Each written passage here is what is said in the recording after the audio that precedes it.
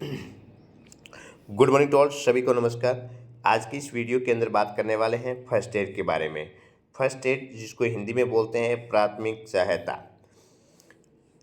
Exam के अंदर first aid से रिलेटेड भी 2 से 3 क्वेश्चन एग्ज़ाम के अंदर देखने को मिलता है। छोटा सा टॉपिक है जिसमें आज अपन बात करेंगे फर्स्ट एड की। सबसे पहले डेफिनेशन के बारे में बात करेंगे, उसको परिभाषा क्या है, क्या उसका उद्देश्य है, पर्पज़ क्या है, उसके बारे में बात करेंगे। साथ ही साथ में उसके क्या क्या इम्पोर्टेंस होते हैं, इम्पोर्टेंस महत्व क्या होते हैं, उसके बारे में भी बात करेंगे। और कुछ टर्मिनोलॉजी है फर्स्ट एड से रिलेटेड, उसके बारे में भी बात करेंगे। देखिए, सबसे पहले बात करते हैं डेफिनेशन। उसकी डेफिनेशन से रिलेटेड क्वेश्चन एग्ज़ाम के अंदर, हर एग्ज़ाम के अंदर देखने को मिलता है। तो सबसे पहले हेडिंग डालिएगा उसकी डेफिनेशन या परिभाषा। फर्स्ट एड या प्राथमिक उपचार एक ऐसी प्रारंभिक सहायता है या उसका एक ऐसा ट्रीटमेंट है जो किसी चोटग्रस्त व्यक्ति या आकस्मिक बीमारी से उत्पन्न होती हुई गंभीर अवस्था से रोगी को चिकित्सकीय सहायता पहुंचने से पहले प्रदान की जाती है। अब इसके अंदर फर्स्ट एड के अंदर आपको ये बातें ध्यान रखना है कि फर्स्ट एड के अंदर मान लीजिए किसी का एक्सीडेंट हुआ है। एक्सीडेंट हुआ है तो उसको कहाँ ले जाएंगे? हॉस्पिटल। तो एक्सीडेंट कहाँ पे हुआ है? रोड पे। कहाँ पे हुआ है? रोड पे हुआ है। तो जब एक्सीडेंट कहीं हुआ है वहाँ से हॉस्पिटल ले जाने से पहले, सहायता पहुँचने से पहले प्रदान की जाने वाला जो ट्रीटमेंट होता है वही तो फर्स्ट एड कहलाता है। तो इसके अंदर किसी व्यक्ति का कोई एक्सीडेंट हुआ है, ऐसी कंडीशन के अंदर सबसे पहले उसको प्राथमिक उपचार दिया जाता है। जैसे कि व्यक्ति को ब्लीडिंग हो रहा है तो ब्लीडिंग को रोकेंगे, यदि फ्रैक्चर हुआ है तो इमोबिलाइज करेंगे, सपोर्ट प्रोवाइड करवाएंगे उसको।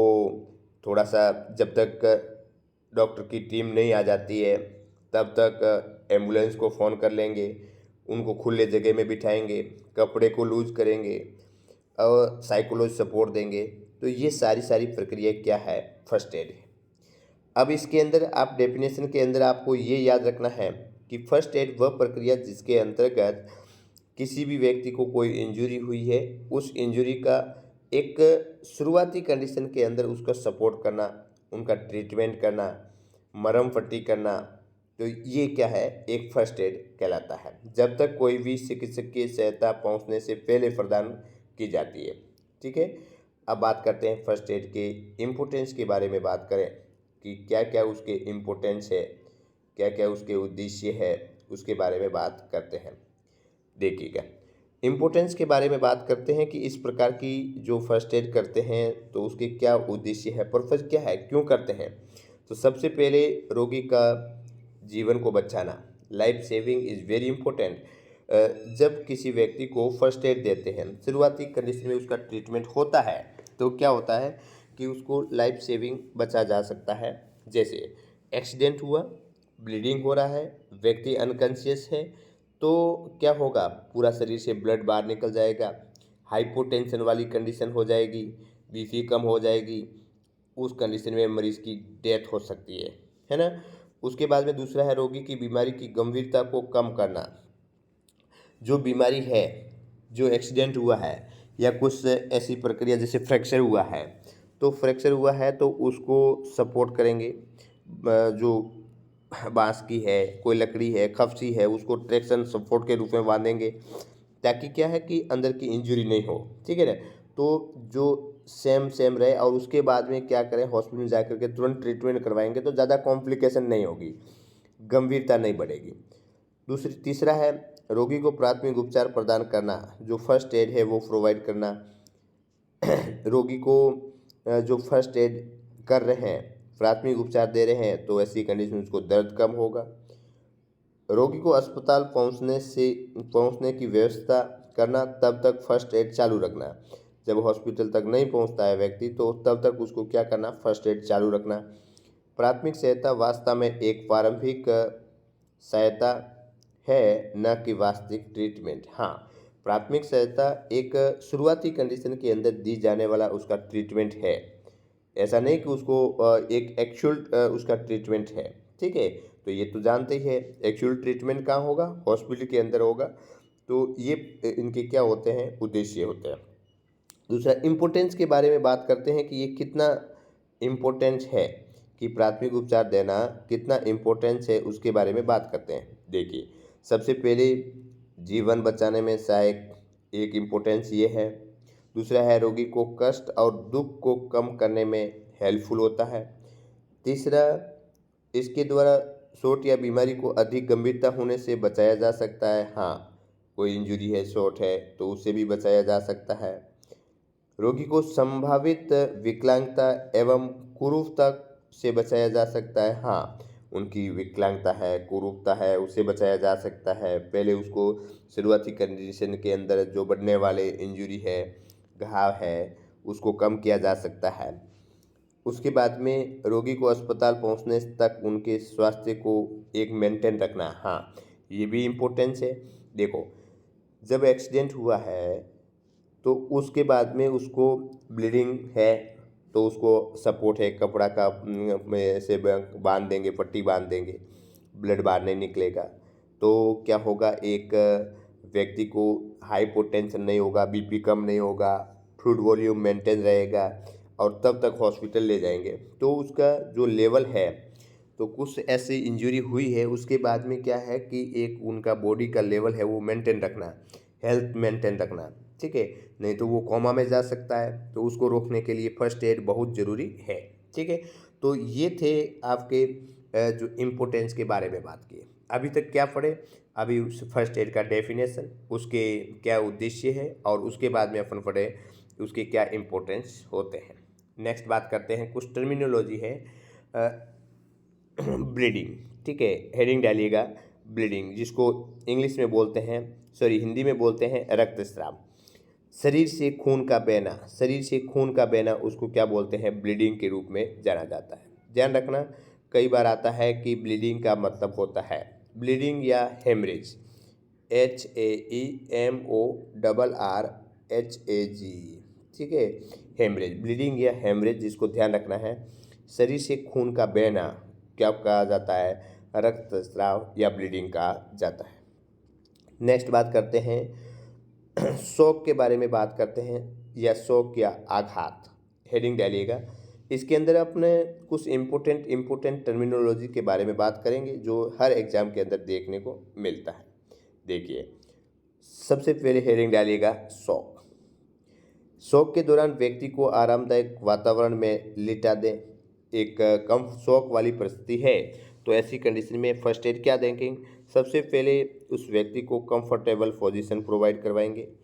साथ ही सिर वाला भाग पैरों वाले भाग की तुलना में हल्का या नीचे रखें ताकि वाइटल साइन को पर्याप्त आपूर्ति हो सके, ठीक है। अब इसमें ये बताया है कि मान लीजिए ये कपाल है, ठीक है, और ये है सिर है, सॉरी पैर है, ठीक है।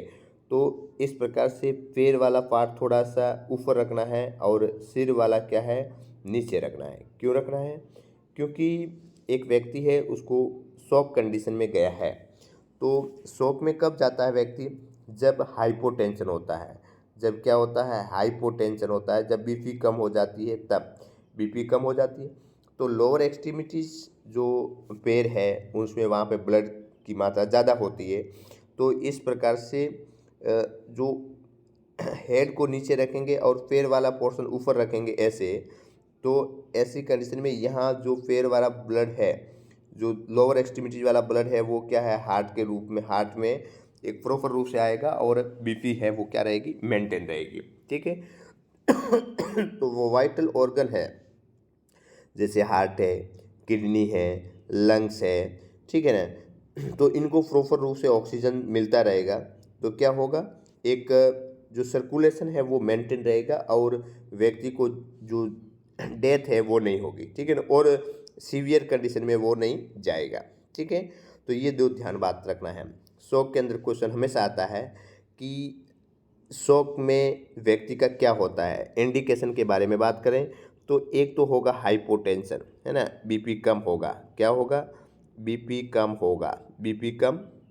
दूसरा है हार्ट रेट, वो है वो ज़्यादा हो जाएगी, हार्ट रेट क्या हो जाएगी? ज़्यादा हो जाएगी। और रेस्पिरेशन रेट है वो भी क्या हो जाएगी, ज़्यादा हो जाएगी। ये आपको तीनों बातें लिख लो, ठीक है। ये तीनों बातें क्या करो, आप लिख लें, ये इम्पोर्टेंट है, ध्यान रखना शॉक वाली कंडीशन में। अब नेक्स्ट बात करते हैं, एक टर्मिनोलॉजी है सीपीआर। सीपीआर जिसमें कार्डियो पल्मोनरी रिसक्सिटेशन, ये फुल फॉर्म है, आपको याद रखना है, फुल फॉर्म आपको याद रखना है। फुल फॉर्म से रिलेटेड जो क्वेश्चन रहेंगे वो मैं एक वीडियो बनाऊंगा, एक नहीं इसका दो बनाना पड़ेगा, जो जिसके अंतर्गत जितने भी फुल फॉर्म से रिलेटेड क्वेश्चन रहेंगे उसके बारे में अपन बात करेंगे। तो सीपीआर की फुल फॉर्म है कार्डियो पल्मोनरी रिसक्सिटेशन।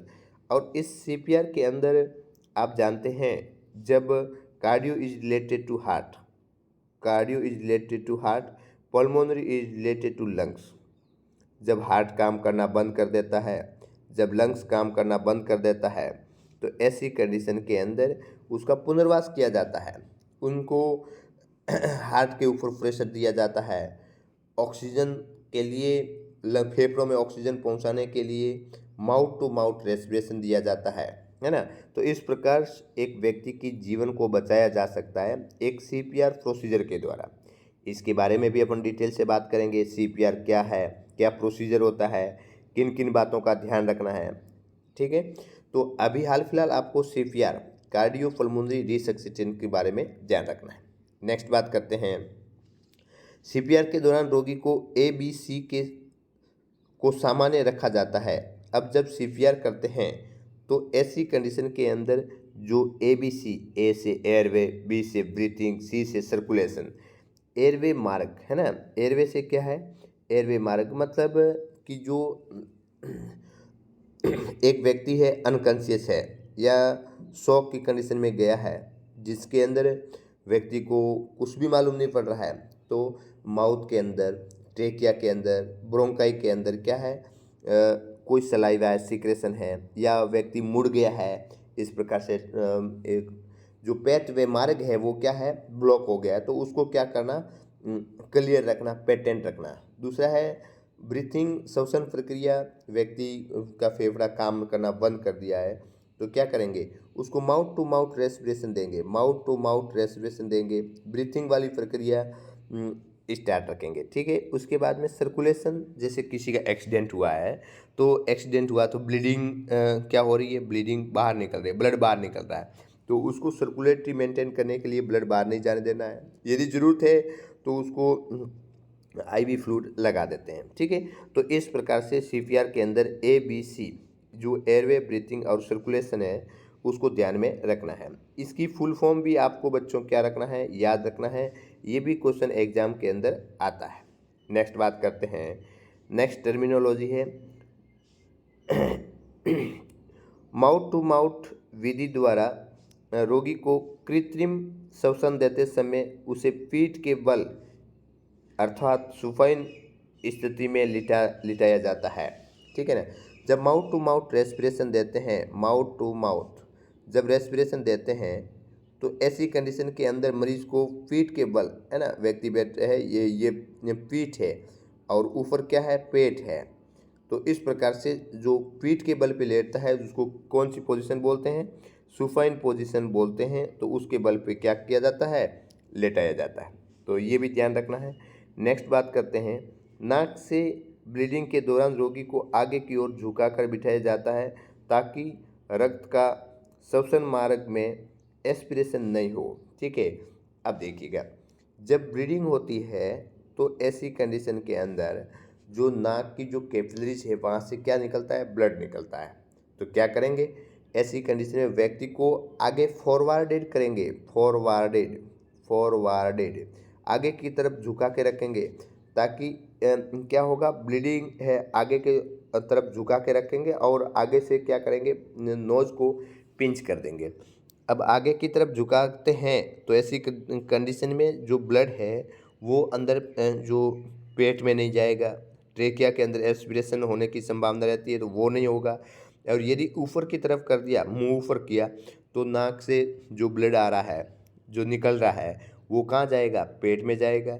और या जो अनकॉन्शियस पेशेंट है तो क्या हो सकता है, फेफड़ों के अंदर में भी जा सकता है, या पेट के अंदर जाएगा तो वहाँ पे रिलेवेंट रेस्पॉन्स उत्पन्न होगा और वॉमिटिंग होगा और उस कंडीशन में भी दिक्कत हो सकता है। तो एक क्वेश्चन आपका यही रहता है कि नोज ब्लीडिंग के अंदर व्यक्ति को रखा जाता है माउथ को आगे झुका करके, ऊपर करके, साइड में रख करके। तो ध्यान रखना है, आगे की ओर झुका कर बिठाया जाता है, फॉरवर्डेड, है ना, फॉरवर्डेड वाला ध्यान रखना है, ये ध्यान रखना है। दूसरा, ये क्यों किया जाता है? टू प्रिवेंट द एस्पिरेशन, है ना, टू प्रिवेंट द एस्पिरेशन। ये दो क्वेश्चन यहाँ पे बनते हैं, इसको आपको ध्यान में रखना होगा। नेक्स्ट बात करते हैं, किसी प्रेशर या शॉट के कारण गड़बड़ी की सामान्य निरंतरता को बाधित हो जाना फ्रैक्चर या अस्थिभंग कहा जाता है। देखो बच्चों, फ्रैक्चर या हड्डी का टूटना, ये आमतौर पे आप जानते हैं, फ्रैक्चर जिसको हिंदी में बोलते हैं अस्थिभंग के रूप में जाना जाता है। ए डिसकंटिन्यूटी इन द बोन, है ना, discontinuity in the bone, bone के अंदर क्या हो जाती है? डिसकंटिन्यूटी हो जाती है, बोन के अंदर क्या हो जाती है? डिसकंटिन्यूटी हो जाती है। जैसे बोन ये क्या है? ये कंटिन्यू है, परंतु उसके अंदर क्या हो जाता है? ये बीच में जो ये हुआ है ना, ये डिस हो गया है, मतलब एक एबनॉर्मल हो गया है, ये टूट गया है। किसकी वजह से टूटा है? किसी दबाव या कोई प्रेशर पड़ा है, क्या इंजुरी के कारण हड्डी की सामान्य निरंतरता का बाधित होना क्या कहा जाता है? फ्रैक्चर कहा जाता है। ठीक है, तो ये बात भी आपको ध्यान रखना है, इसकी डेफिनेशन एग्जाम के अंदर जरूर आएगी, है ना, जरूर एग्जाम के अंदर इसकी डेफिनेशन आएगी। नेक्स्ट बात करते हैं, फ्रैक्चर के दौरान टूटी हुई हड्डी को इस तरह रखा जाता है। जब एक पॉइंट है कि जब फ्रैक्चर हो जाता है तो हड्डी है, जैसे ये हड्डी टूट गई है तो और उसके ऊपर क्या है? इसके ऊपर मसल्स है, मांस है, ठीक है। तो यदि इसको इधर उधर हिलने डुलने देंगे तो हिलेगी डुलेगी तो क्या है? अंदर की यहाँ के पास की जो मसल्स है, सेल है, टिश्यू है, वो क्या होगा? डैमेज होगा। वो क्या होगा? डैमेज होगा, और जिसकी वजह से कॉम्प्लिकेशन है वो क्या हो जाएगी? बढ़ जाएगी। कॉम्प्लिकेशन है वो क्या हो जाएगी? बढ़ जाएगी। तो ऐसी कंडीशन में इमोबिलाइज किया जाता है, मतलब उसको फिक्स रखा जाता है, इसको हिलाया नहीं जाता है, ठीक है। हिलाओगे तो क्या होगा? सेल टिश्यू इंजरी होंगे और दिक्कत हो सकती है। नेक्स्ट बात करते हैं, फ्रैक्चर के दौरान खपची या प्लास्टर कास्ट का उपयोग टूटी हुई अस्थि को स्थिर रखने या उसे जुड़ने की प्रक्रिया को तेज करने के लिए किया जाता है। देखिएगा, हमेशा ध्यान रखना है कि जब फ्रैक्चर होता है तो तुरंत ही उसको एक तो करना है, इमोबिलाइज करना है। इमोबिलाइज करना मतलब हिलने डुलने नहीं देना है। दूसरा है खपसी यूज करना है, खपसी यूज करना है। साथ ही साथ में जैसे खपसी के लिए क्या? बांस की कोई लकड़ी है या कुछ अम्ब्रेला है या कुछ ऐसा जो आपको वहाँ पे जो मिले उसकी सहायता से आप क्या करोगे? उसका ट्रीटमेंट करोगे, उसकी देखभाल करोगे, उसको फिक्स करेंगे ताकि कॉम्प्लिकेशन ना हो, ठीक है। या कोई ऐसा आपके पास में किट है, प्लास्टर कास्ट है, तो वो भी लगाया जा सकता है, फिक्स किया जा सकता है। नेक्स्ट बात करते हैं, एक टर्मिनोलॉजी है जब व्यक्ति को बर्न होता है, जल जाता है। जलने की घटना के दौरान रोगी को प्राथमिक सहायता देते समय सर्वप्रथम उसे जलने के कारण को दूर हटाना, है ना, कारण से दूर हटाना। हमेशा ध्यान रखिएगा कि फर्स्ट एड के अंदर कोई भी फर्स्ट एड हो जहाँ पे दुर्घटना हुई है, उस दुर्घटना से पहले व्यक्ति को क्या करेंगे कि उस जगह से उसको हटाना है।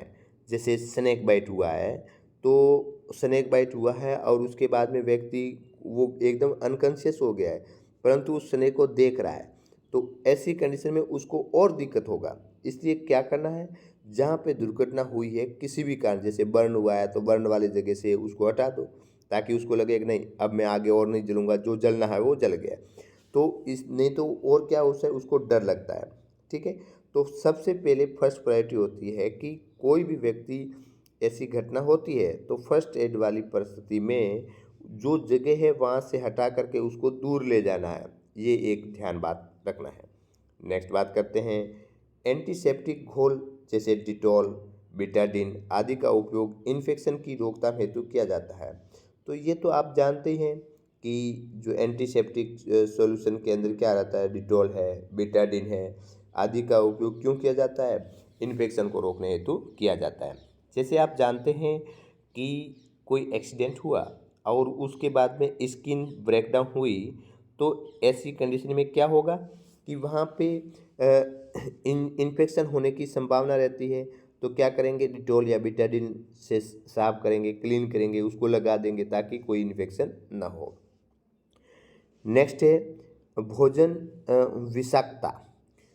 अब देखिएगा बच्चों, भोजन विषाक्तता जैसे फूड पॉइजनिंग की बात करें कि खाना है, उस खाना के अंदर क्या है, कुछ पॉइजन हो गया है, जहर हो गया है, जिसकी वजह से कौन कौन से लक्षण देखने को मिलते हैं उसके बारे में बात करते हैं। जैसे कोई बारात का खाना बन रहा है, उसके अंदर कोई चिपकली है या कुछ ऐसे कीड़े मकोड़े हैं वो गिर जाते हैं और उसके बाद में मालूम नहीं पड़ता है, लोग खाना खाते हैं और जिसकी वजह से सारी जो बाराती है उनको क्या है, उल्टियाँ उल्टियाँ होने लग जाती है। तो यही तो लक्षण होता है। तो फूड पॉइजन एक ऐसी प्रक्रिया जिसके अंतर्गत व्यक्ति के अंदर जो खाना है वो एक जहर का रूप ले लिया है, या बासी खाना है, पुराना खाना है, या कुछ ऐसा पॉइजन मिला दिया है, या कुछ ऐसे खाने में कुछ गिर गया है ना। तो उसकी वजह से कौन कौन से लक्षण देखने को मिलते हैं, तो ध्यान रखना है कि जब फूड पॉइजन वाली कंडीशन होती है तो कौन कौन से लक्षण देखने को मिलते हैं। सबसे पहले बात करते हैं कि उस व्यक्ति को उल्टी होगा, है ना, उल्टी होगा, जी मसलने होगा, नोजिया वॉमिटिंग होगा। जैसे अपन भी कभी खाना वाना ढंग से हाथ धो के नहीं खाते हैं या इसे सटर फटर इसे खाते हैं, तो कभी कभार जी मसलता है कि खाना खाने के बाद में भी उल्टी हो जाएगी। ठीक है, तो फर्स्ट फूड पॉइजनिंग की वजह से क्या होता है, उल्टी होता है, पेट में ऐंठन युक्त दर्द होता है, हेडेक होने लग जाता है, वर्टिगो होने लग जाता है और थोड़ा टाइम बाद में क्या होता है, उनको दस्तें भी लगने लग जाती है इंडाइजेशन की वजह से। तो इस प्रकार की प्रक्रिया जो लक्षण है फूड पॉइजनिंग के अंदर कौन कौन से लक्षण देखने को मिलते हैं वो भी आपको ध्यान रखना है। नेक्स्ट बात करते हैं, खाद्य विषाक्तता के दौरान रोगी को उल्टी करने के लिए प्रोत्साहित किया जाता है। जब फूड पॉइजन हो जाती है तो उस कंडीशन में एक फर्स्ट प्रायोरिटी रहती है। फर्स्ट एड के अंदर क्या रहता है कि सबसे पहले व्यक्ति को उनको उल्टी करने के लिए बोलते हैं, ठीक है ना, कि उल्टी करने के लिए बोला जाता है। साथ ही साथ में अधिक मात्रा में पानी पीने के लिए सलाह दी जाती है। ठीक है, तो एक तो पानी पीने के लिए बोलेंगे, साथ ही साथ में उल्टी करने के लिए बोलेंगे, या कुछ ज़्यादा ऐसा पॉइजन हो गया है तो गैस्ट्रिक लवाज भी किया जाता है। ठीक है ना, गैस्ट्रिक लवाज भी किया जाता है। गैस्ट्रिक लवाज जिसके अंतर्गत आप जानते हैं कि एक एनजी ट्यूब लगाते हैं और एनजी ट्यूब लगाने के बाद में उसका जो स्टोमक कंटेंट है उसको क्या कर दिया जाता है, बाहर निकाल दिया जाता है ताकि एब्जॉर्ब होकर के ब्लड के अंदर नहीं पहुंच पाए। तो ये कुछ प्रक्रिया है वो की जाती है। तो कुछ टर्मिनोलॉजी उसके बारे में बात की, साथ ही साथ में अभी बात करेंगे फर्स्ट एड के नियम क्या है कि एक व्यक्ति है उसको फर्स्ट एड दिया जा रहा है तो किन किन बातों का या किन किन सिद्धांतों का पालन करना होता है। सबसे पहले बात करते हैं, दुर्घटना वाले क्षेत्र है, दुर्घटना वाले जो एरिया है या दुर्घटना से प्रभावित व्यक्ति के पास अतिशीघ्र पहुंचना चाहिए। जब कभी भी एक्सीडेंट होता है तो ऐसी कंडीशन में सबसे पहले ध्यान रखना है कि जो एरिया है वहाँ पे जल्दी से जल्दी उस व्यक्ति के पास पे पहुँच जाना है।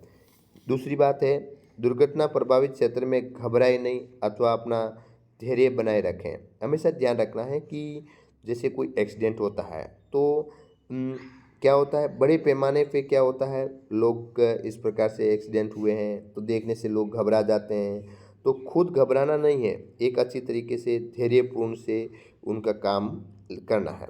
नेक्स्ट बात करते हैं, बिना समय खराब किए रोगी को दुर्घटना प्रभावित क्षेत्र से और खतरे वाले स्थान से दूर लेके जाएं।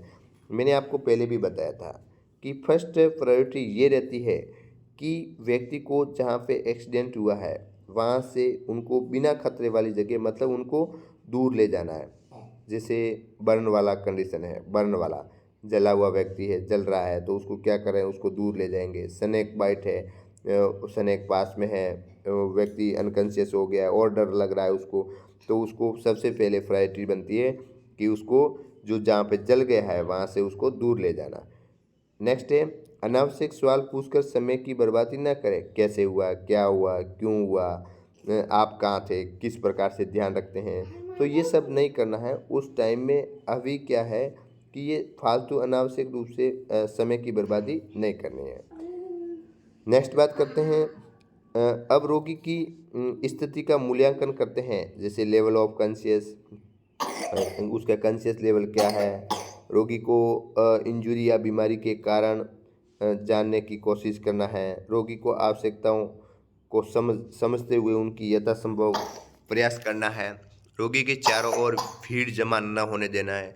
जहाँ पे लोग भीड़ करते हैं, भीड़ लगा देते हैं देखने के लिए, तो वैसा नहीं करना है ताकि उसको प्रॉपर रूप से ऑक्सीजन मिल सके। तो सब भीड़ है उनको हटाना है। छोटे बच्चों को प्राथमिक उपचार के दौरान उसके माता पिता से दूर न करें। जो छोटे बच्चे हैं तो उनको ऐसा नहीं कि नहीं तो प्राथमिक उपचार हो रहा है तो उनको, उनके गार्जियन हैं, उनके पेरेंट्स हैं, उनको क्या है साथ में रखना है। नज़दीक स्थिति स्वास्थ्य केंद्र तक रोगी को जाने में सहायता प्रदान करना है। जो नज़दीकी जो हेल्थ सेंटर है तो वहाँ पे उनको तुरंत ले जाना है प्राथमिक उपचार के लिए। रोगी को अकेला न छोड़ें और लगातार आश्वस्त करते रहें, मतलब उनको बताना है, साइकोलॉजी सपोर्ट देना है, उनको पास में खड़े रहना है, स्टे रहना है। तो ये कुछ बेसिक जो इम्पोर्टेंस थे उसके बारे में बात किए। नेक्स्ट बात करते हैं इम्पोर्टेंस के साथ में उसकी प्रिंसिपल के बारे में बात की है। अब बात करते हैं ड्रेसिंग के बारे में। तो ड्रेसिंग के बारे में अपन जो नेक्स्ट वीडियो है उसके अंदर पढ़ेंगे। तो आज के लिए इतना ही, धन्यवाद।